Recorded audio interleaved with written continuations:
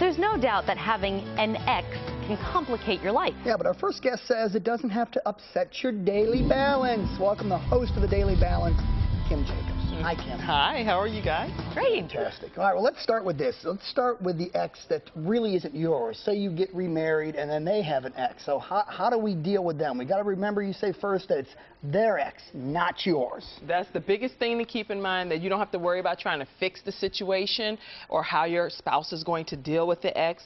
Just kind of go with the flow as much as possible, as long as it's not rubbing you too much in the wrong way, and let them go ahead and deal with their relationship, because they still may have to maintain some type of relationship if children are involved.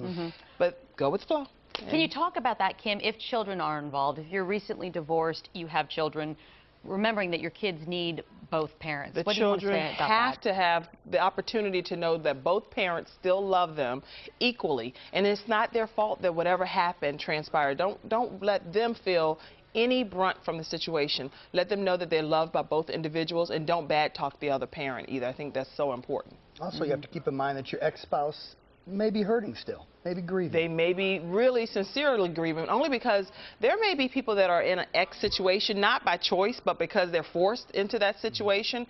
And they're saying, you know, I never really anticipated or dreamed to not have my one family unit. I've always expected that I was going to be one with you.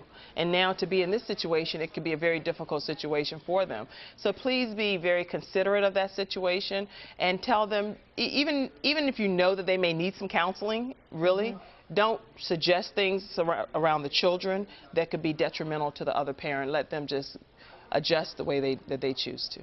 You'd like to think that the split could go smoothly. It doesn't always happen that way, of course. Things can get very difficult and contentious. Sometimes you need to get authorities involved. You need court involvement. Oh, yeah. Sometimes you have people that say, you know what, under no circumstances, if you're dating someone else, am I going to allow my children, our children, to be around that new person? And that's really not fair to the children and to the spouse. Well, hopefully you have a good relationship, or can develop a good relationship with the new person that's involved. But if not, then you may need to go ahead and get court involvement for visitation schedules. And you may not agree when you're going to pick the child up, when, where, and all of those little nuances. And even if it's not court involvement, even third-party involvement can sometimes help. And of course, you say, you got to keep in mind, remember, this is a former mate. When you get together, things might start flowing. No whoopee. No sex. Just say no to sex with your ex, please. Just say no. Okay. That's very important, because it can become a really messy situation. And the reason that they are your ex for a reason. Whatever that reason is, keep that at the forefront of your mind, and remember, hey, I'm not with that person anymore because of this. And so please don't provide intimacy in that situation. I'm glad you defined what whoopee was.